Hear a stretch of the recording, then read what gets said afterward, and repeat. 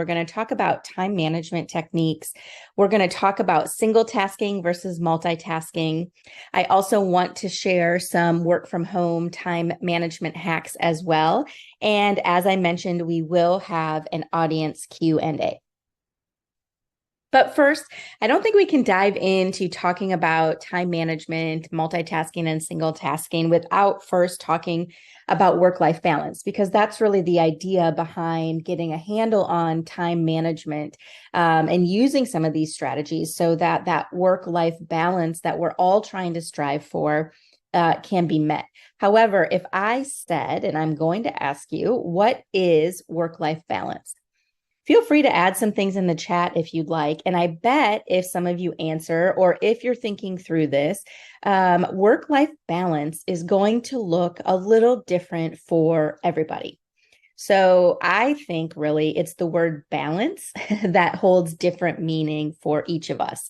Work-life balance generally is finding, I would say a good groove between work requirements, family time, friend time, in addition to hobbies and any other interests that you have, and being able to do it all at the level that you desire. But does having work-life balance mean you have it 100% of the time? Or is work-life balance something you strive for over the course of a week?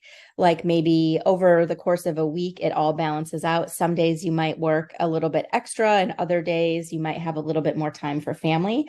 Does it balance out over a month or a year? This is really going to be different and vary for everybody, but it's really that word balance. What is that going to look like for you? And when you have a good understanding of what that is, you figure out what will be considered balance for you, and then you work towards that.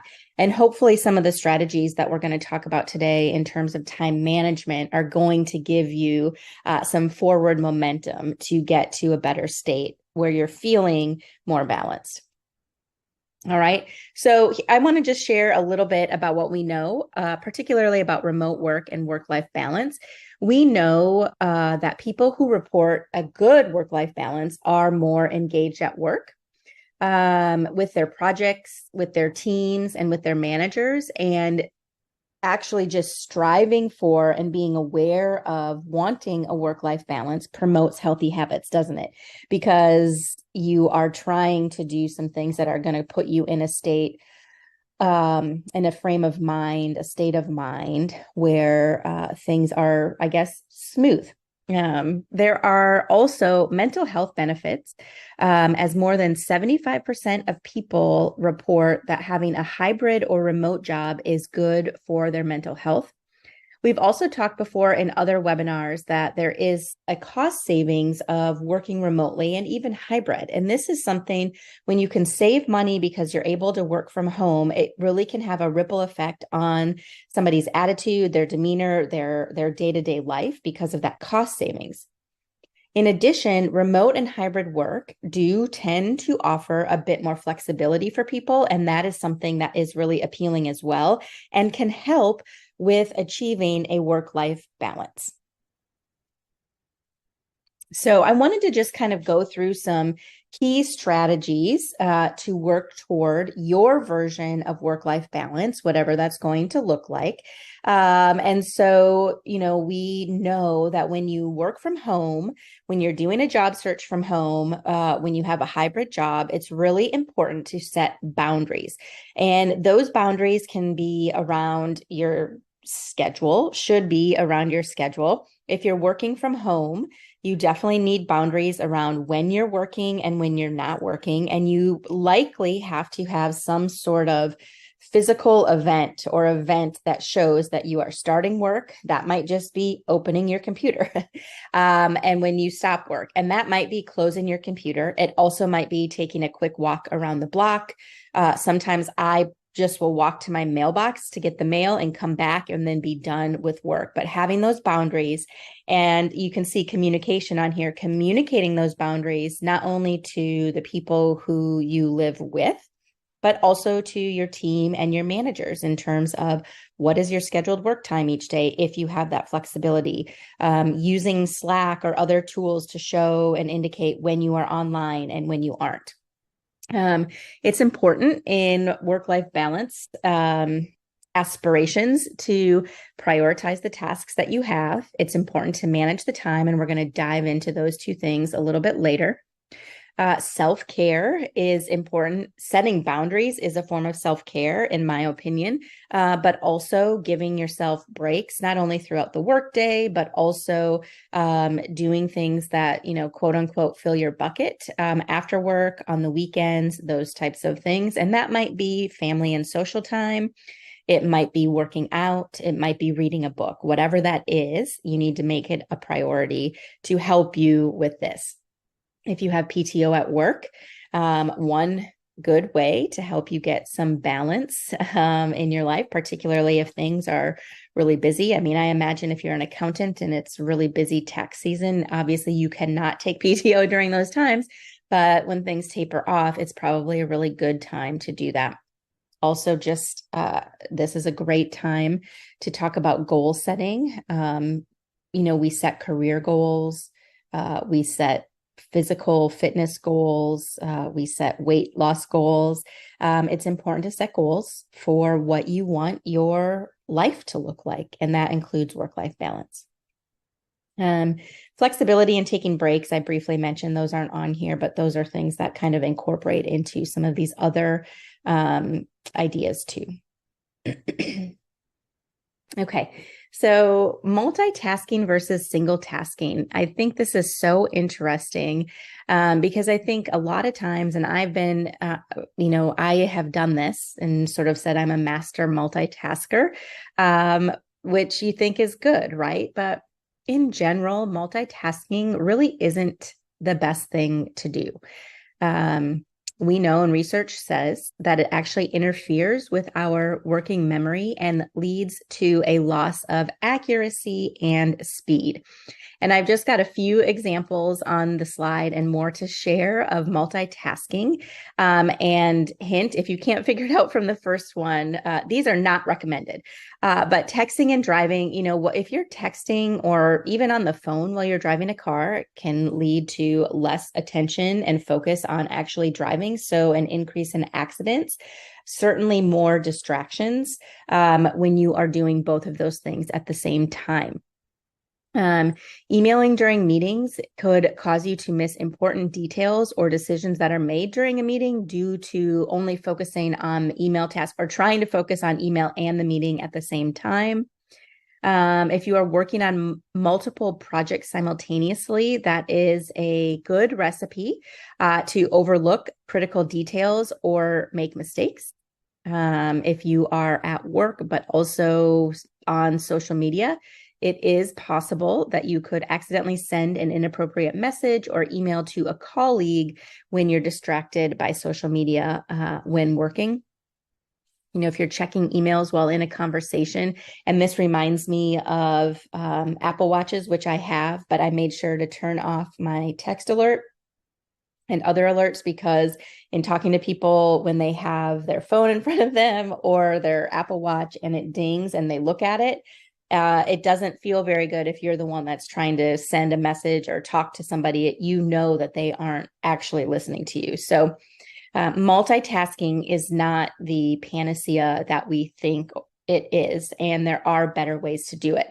I will caveat this to say there is one type of multitasking that is very beneficial, and that is walking while trying to do problem solving or working on some creative ideas, or even taking a meeting, a walk and talk. That exercise of walking and doing one other thing has been shown to increase creativity and problem solving ability while you are doing that. So if you insist on multitasking, I would say walk and do another activity. Okay, so let's talk about single tasking. I'm curious if anybody knows or has heard of single tasking before. It really is what it sounds like. It's focusing on and prioritizing one thing at a time. And here are on the slide some of the key benefits of single tasking: improved focus, increased productivity, lower stress, your work quality will increase, you will have more creativity, it will be easier to time manage, and we're still going to get to that. You can have increased mindfulness. And of course, one of the things that we're aiming towards is a better work-life balance. So single tasking is pretty cool and pretty neat. So let's talk about some steps that you could take to implement some single tasking strategies into your day-to-day. So what you would do is, if you have a to-do list of tasks, look at those tasks and then break them into categories. So think about, what type of tasks are written out for you. Are you going to meetings? Do you have to respond to emails? Do you have to do any writing? Is there other concentrated work or data information that you need to analyze, or do you need to do research? You do this and you break this into tasks. And then I want you to think about which of these require me to be well rested, which of these have the soonest due date or suspense, and anything that is required to be done today. So you would think of those tasks in terms of high priority, medium, and it can wait. So you have the type of tasks, you're going to think about the brain power that's needed and the time that it is going to take. And really, as you can see, if you write out your task list, or if you're just thinking through this, not all tasks that you have are created equal. So it's important to take that into account. When you're thinking about the time required for each task, if you are the kind of person who gets jazzed about crossing things off of the list, start with a few things that you can get done more quickly so that you can have motivation needed to get through, some of your more intense work. If you need to edit your schedule, meaning use alarms, create alerts or events that are blocks of time for the type of work and tasks that you need to do, and even designate rest time and space, or if you have to schedule a workout, do that. Shake it out. I almost put shake it off on here after Taylor's big year in 2023, but take breaks between tasks. Single tasking is not going to cure your burnout.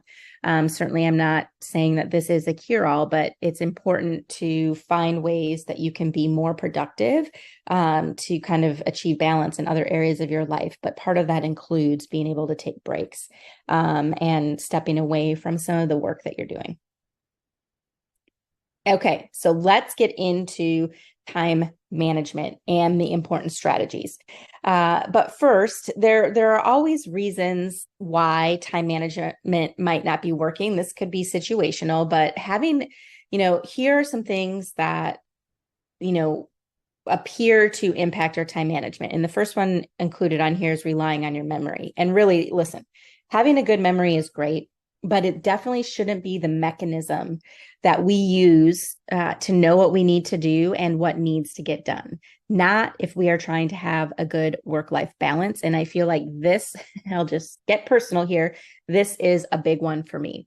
So just think about any type of distraction that may come to you during the day. As an example, this week, my daughter texted me and she said, "Can you pick me up from school?"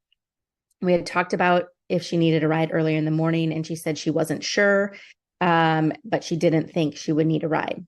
However, when she texted me and when I read it, I was in the middle of something and I didn't write it down and I didn't add it to my calendar. And then I read it quickly, but I still had to backtrack on what I was originally working on at work. And guess what? I was late picking her up. And that is because I relied on my memory and I wasn't able to focus on her message when it came in fully because I was distracted. I wasn't distracted. I was actually doing something else and the message distracted me. So it made both activities suffer. The next one is not having a system for your tasks or to-dos. So if you don't have a system at all, and as we just learned, using your memory does not count as a system, you're going to struggle with getting things done. We will talk about some systems in a minute, but the point here is that you have to figure out some sort of way to organize your stuff. And this might evolve over time, but it's important to spend some time figuring out what's going to work for you. Other impediments to successful time management and ultimately not feeling like you have a good work-life balance are distractions that interfere with your focus. I gave you guys an example about my daughter just a second ago, and I'm sure you can think through or think about some things right now that have been distracting you in the past or distracted you in the past. And maybe even you're starting to think about how you can minimize this in the future. Because if we don't, there are negative effects without proper time management strategies being implemented. You're going to, and we probably all have experienced one or more of these over time if we aren't managing things well. Our efficiency is lower, our stress and anxiety can and usually does increase. There could be missed opportunities at work and at home with our loved ones. You can be tired, lethargic, and just really lack an energy because everything is so draining because there is no system. Systems help manage things. It also might cause you to do some rushing. And we know that if we're rushing through things, that can lead to mistakes and not really hearing or understanding and focusing in the correct way to really have the full picture of what we need to do at work or outside of it.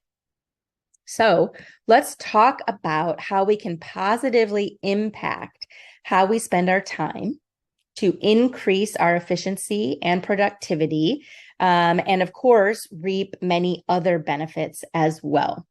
So we can implement solid time management processes that will help us manage to a stronger degree what is happening at work and at home. So I have a few well-known time management strategies on this slide that I want to share with you. This is not a one-size-fits-all. I think most of us on here will land in different places, and you'll want to make sure that you're true to who you are and figure out what works well for you. So the first one is the Pomodoro technique. And really what this is interval working. So it started as having a 25-minute work interval and then taking a break, and then working 25 more minutes and then taking another break. So there, I think with this method, there's actually, you can buy like a timer that will help you track this, but most of us have other devices that can help us with time too. So you certainly don't have to buy anything. Lately, we've been hearing about another version, the 52-17 rule, which is essentially 52 minutes of work and then 17 minutes off. The whole point here in this technique is to iterate or emphasize how important breaks are throughout your workday. So to the degree that you can, making sure that you're getting some breaks. You might be able to only squeeze in a 2 to 5 minute break periodically during some of the stuff that you have on some of the days, or depending on the type of job that you have, and that's okay. Hopefully within your workday, you have time to do a longer, more extended break for lunch or, a 15-minute break. Eat the Frog is something that I've known about for years. And really, I like this one too, because it's really just about doing it. So what this strategy suggests is to tackle the hardest or most important item first, so you can have success early in the day, which will then breed positive thoughts and actions, and you can get more things done as you continue through your day. Now, time blocking, and this works really well, and it aligns with single tasking pretty well. You're going to do specific blocks of time, like we mentioned, specific blocks of time for different tasks and activities to avoid multitasking. So if you think of this in terms of single tasking, your day might look something like this. From 8 to 9, you're going to read your email, return any calls, and check in with your coworkers. From 9 to 11, you might work on a project. From 11 to 11:30, you take a break. From 11:30 to 1 p.m., you're going to return client calls and work on client account work. 1 to 1:30, lunch break. 1:30 to 2, email, talk with coworkers, catch up with them again. 2 to 4, work on project number 2. And then 4 to 5, check your email again, return any phone calls, and work on your to-do list for the next day. Okay, that's time blocking. With the 2-minute rule, this is going to be a good one if you've got a lot of small tasks that get piled up.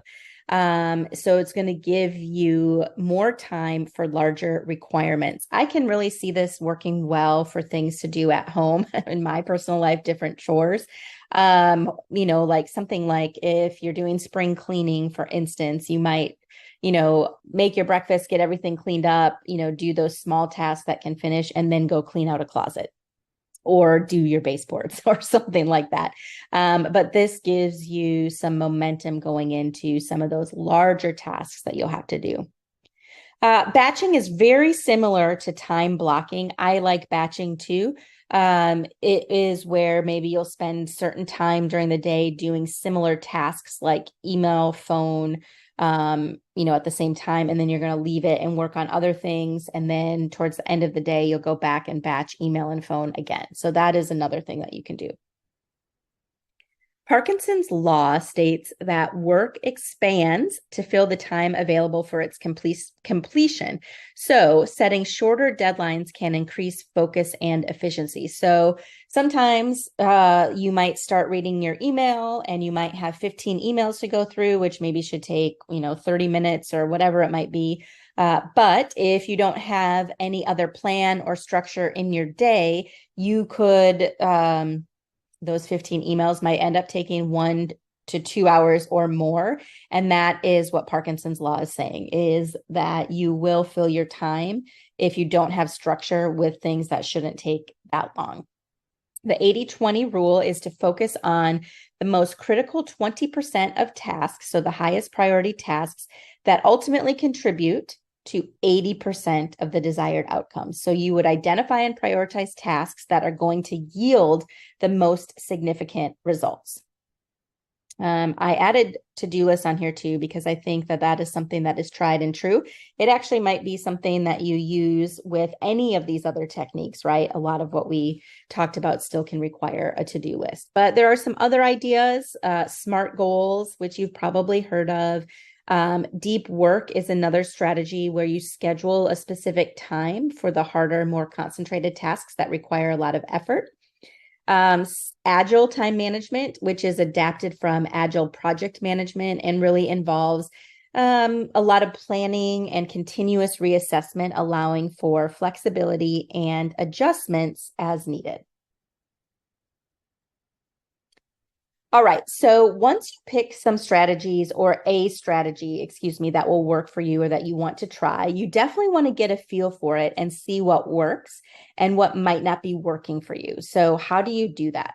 We talk about this in terms of your job search as well. You have to evaluate what things you've implemented to see what's working and then adjust. So just like that strategy, you are going to measure how much time things are taking or the strategy that you're implementing and how it's working for you. And then you're going to adjust.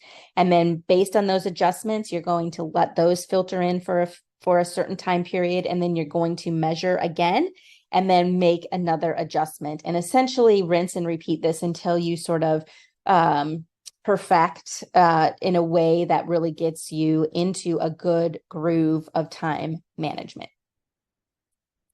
Here are some other time management hacks that I wanted to share with you. Limiting decisions. This can go really well with single tasking as well and implementing strategies. Really thinking about your peak performance levels. When you are prioritizing your day, keep in mind when you work the best or when you have the most energy.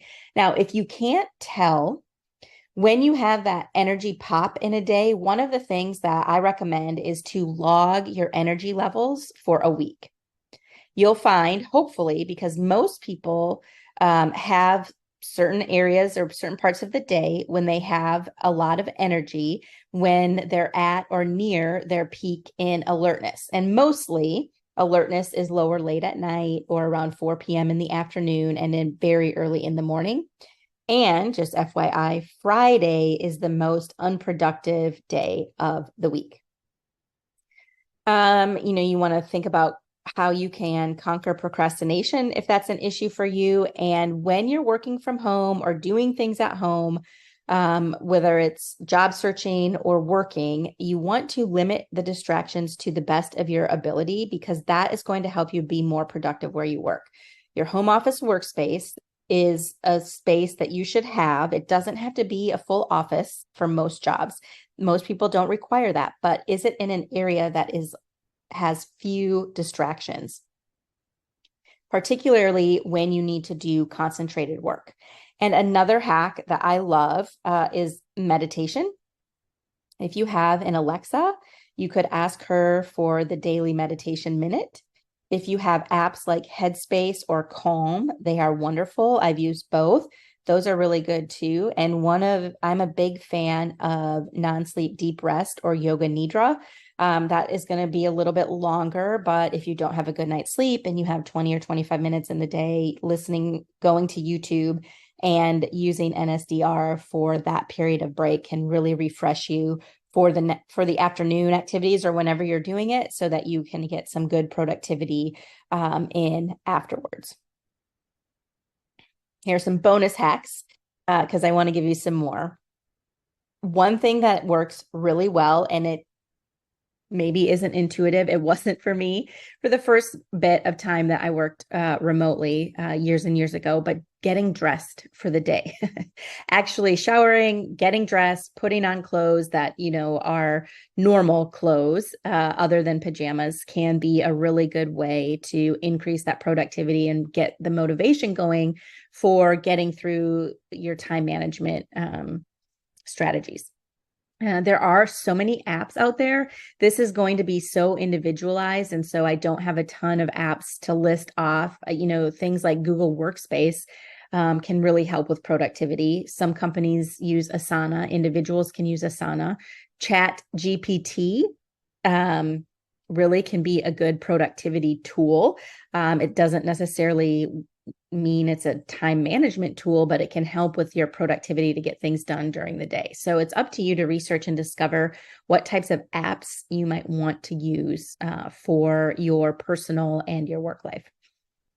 I think it's important to treat your breaks like meetings and schedule them to the best of your ability. This is true for exercise as well. Schedule your exercise if you can't do it right away in the morning and you're not good about doing it at night.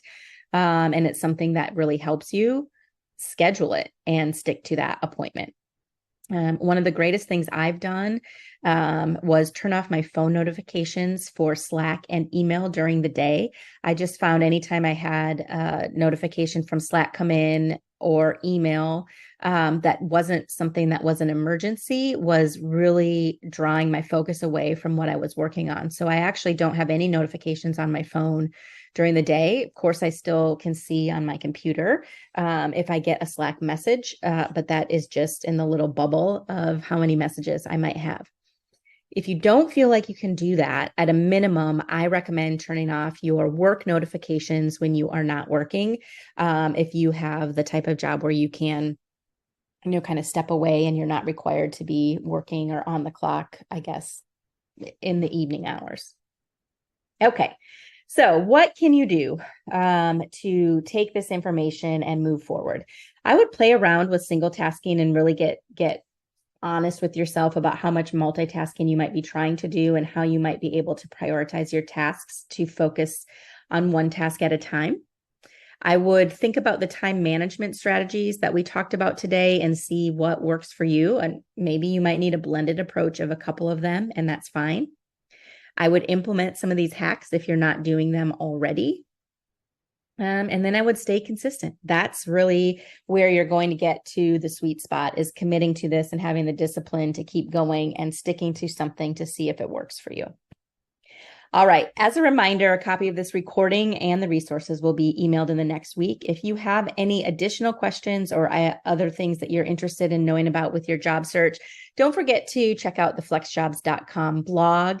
That blog has so much information there as well. So we always like to just remind everybody about that. And let's go ahead and see what questions we have out there.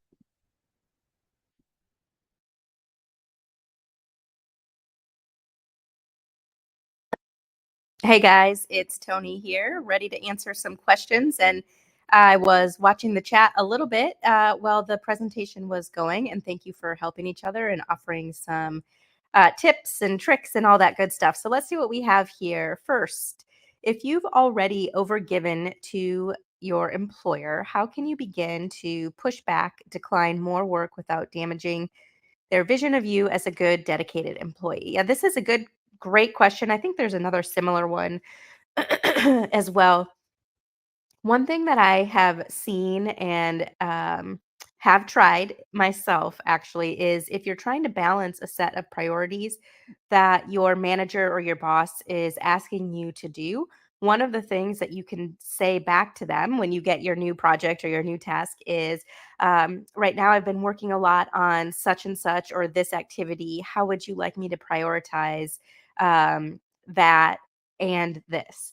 And that way, you're asking your manager a question and you're also reminding them what else you are working on and what else they are probably expecting from you, and sort of giving them the opportunity to tell you what they would like you to prioritize. And once they tell you, then that's how you can prioritize between the competing tasks that you have. I always think in instances like this, communication is key, but sometimes it's hard to figure out how should I exactly approach this because I don't want them to think, I'm not doing my job or I can't pull my weight. And so I think having a conversation about prioritization can be really helpful.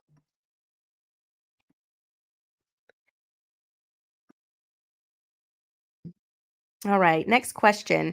How to set healthy boundaries. I need examples as to how to articulate being direct without sounding demanding or demeaning to the other person, especially a manager. This was the other question that I think was similar to the one I just answered. I think again having that conversation around, here are the things that I'm working on, this and alluding to the fact that might be a competing interest, but as long as you tell me how you would like me to prioritize, I will be able to do that. And then if, let's say, the new task they give you is what becomes the priority, a follow-on question might be, all right, so that might change, the strategy or the execution or the completion time frame of this other project. How can we ensure that that's still getting done, or can I pull somebody else in to help? And really just sort of taking some, I think if you think through these things before having the conversation and maybe come with some suggestions for a manager, of things that you've thought about, that can be helpful for them too. What advice do you have for someone who lacks the focus, dedication, discipline to use time blocking, even on really important tasks and days of the month? This is a great question. I think discipline is key, but that's easier said than done, obviously. Otherwise, we wouldn't be asking these questions. One of the things that I do that helps me because I love time blocking, uh, but if I only keep it in my mind, I don't do it. So the first thing I do is I schedule specific time on my calendar that's actually blocked out for like creating webinars or working on something else. Whatever some of my work is that does not require, um, any interaction with others at the time that needs some creativity or some quiet time, I block that out. And of course, then on my messaging apps, I mark that my responses will be delayed or just that I snooze my responses altogether. That's the first step, but then actually you have to do it because I have also blocked time in my calendar and moved it later in the day to the next day or to the next week, kind of depending on what comes up. And sometimes that will happen, and you still have to remain flexible. But I think, instead of looking at it in terms of, all right, in 2024, I am going to implement time blocking and I'm going to time block X hours a week, ready, go. I think instead of looking at it in 2024, I would focus on one strategy that you think could be beneficial to you for 2 weeks and try it for 2 weeks. Because let's say you want to do time blocking, and if you say that's your goal for 2024 and then you do it for a couple weeks and you're like, I don't really like this, then you'll just let it go and you might not implement a new strategy. So the idea is to find what works best for you. So if you can train your mind to be disciplined on something for a set period of time, a small chunk of time instead of a year, several months, multiple weeks. Break it down so that it is more manageable for you so that you don't feel as overwhelmed in trying to implement something. That's the first thing I would do.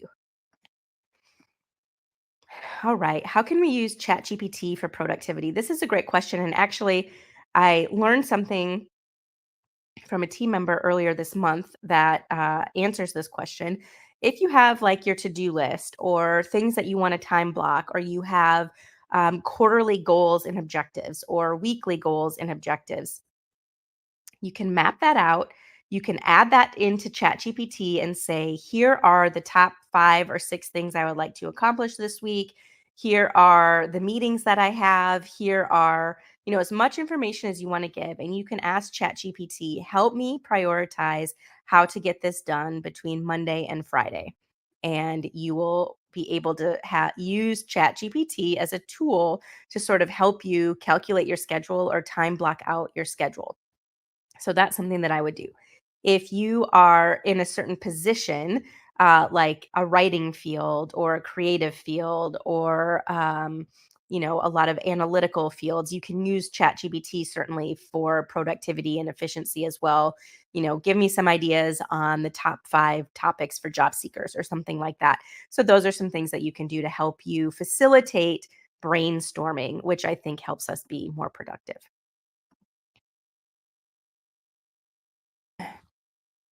All right. What is the best way to use a tool like Notion to help with time management? I think there's a couple, this is all going to be individual, and depends on what works for you and your personal preferences and your workflows. But you can use Notion to make to do lists and to help manage your tasks. You can create different like databases or lists for your different kinds of tasks. Like you might have a work list, a personal, and something like errands or to buy, like a grocery list or something. You can create templates, is my understanding. I don't use Notion myself, but I know you can use it for time blocking. There's a built-in calendar on Notion. There's also ways for you to do some project management tracking, and building out workflows for certain things. So that would be something that you could consider. And then I know and I understand that Notion has some habit tracking as well. So you could set some goals and then back up from those goals into weekly and daily routines. So I think there's a lot of things that you could try there that you might find beneficial. All right, next question. How do you conquer procrastination? Ah, yes, $1,000,000 question. And I suffer a lot from procrastination and do really well working up against a tight deadline for whatever reason, even though I don't love doing that. But it seems like I do that to myself. Again, I think breaking things down into smaller chunks can be really helpful. So, one of my strategies for writing cover letters, because I've never heard anybody say they love writing a cover letter, and it's easy for them, is, to not. What I think happens and what has happened to me in the past when looking for jobs and making job applications, I think, oh, I have to write a cover letter. Let me research the company. Let me read the job description. And to quote unquote prepare for writing the cover letter, I spend an hour researching the company, looking at the job posting, checking out all the people that work at the company. And an hour's gone by, and oops, now it's time for me to cook dinner or go pick somebody up or go back to work or whatever it might be. And I actually didn't even complete a task that day for my job search. And this applies to working as well. So, what I do for tasks like that. It's very similar to eating the frog and a combination of the Pomodoro method, but I will set a timer and I will say, all right, I'm going to write the first paragraph of my cover letter, or I'm going to do the first two slides of my presentation. I'm going to give myself 15 minutes. And what that does is it really gives you it works in your mind, in my opinion and my experience, to just get you going, to get something on paper or on the document or on the slide. And once you start, it starts to become a little bit easier and it forces you to stop, quote unquote, doing the research and preparing to do the writing and actually executing some of the work. And after 15 minutes or whatever time frame you set, because it's so short, you can stop and think, okay, that felt pretty good. I'm in a groove. I'm going to do this for 15 minutes more. Or maybe you'll say, oh gosh, I got a lot done. So I'm going to move on to the next thing. And so I think really to help you conquer procrastination, you have to one strategy that I think can work really well is to break things down into smaller and smaller and smaller pieces and then build up from there once you get into a groove. Because I think once you get into a groove, whatever task it is you're trying to conquer is not really the issue. It's just getting started. How do you manage a remote workspace where your coworkers do not use project management techniques or have good boundaries? So, a couple things because it's a remote workspace, and I'm assuming if you're asking about boundaries, you might be getting messages throughout the day when maybe it's an interruption or it's after work. I think if you can set your work hours in any apps that you have or digital messaging techniques, use those silence notifications or delayed response notices for your team so they know. And maybe, as a result of that, if you start doing that, they might start doing that. Hopefully, you're in a situation where there are some team meetings or there are ways that you guys can interact. And maybe one of the things that you can do is ask, maybe you can have a topic during the discussion like, hey, what do you guys do to manage your tasks or to manage these projects? I'm looking for some new tips and strategies. And I was wondering if we could share some of the things that we've tried before that we really like. And that way, you're kind of going to figure out what they're using. And maybe they say we're not using anything. And then that opens the door for you to say, one of the things that has really helped me this quarter or this year or to work on this project is to do this. And then you might be able to share a little bit about what you're doing and that might help. What do you think about the Eisenhower matrix? So that's another strategy. I didn't include it on the slide, but with the Eisenhower matrix, you can divide your tasks into 4 categories: things that you'll do first, tasks that you'll schedule for later, things that you can delegate, and then the tasks that you'll delete. So this could be something that is a really straightforward way for some people to manage their lists and their tasks. So I think if it works for you, you should try it. Again, I think there's a lot of strategies out there. And from this, I know we're getting out of time, but from this presentation, hopefully you found a couple or you've heard a few tidbits that you want to take and implement and try and see how they go. And then quickly pivot if something's not working right or layer in something else that might give you an additional layer of strength in terms of your time management capabilities with what you're doing at work. So that is what I think there. And we'll do one more question. How do I convince my family, friends, roommates that just because I am physically at home, my brain is not and is heavily involved at work, perhaps somewhere far, far away? This is a great question, and I have to revisit this a lot with my family too, because we have a lot of dishes that pile up in our kitchen. And so, just because we're home and we're working does not mean that we are home. I think one of the things that is really beneficial, if you can, is have a set start time and a set end time to your workday, or a start time, a break time, and an end time, however that works out. And during that time, help your family, friends, roommates understand I'm at work. I'm at work. If you have a location, a physical space in your home that is closed off or partially closed off, that can also be really helpful, because you could say, if I'm in here, it means I'm working.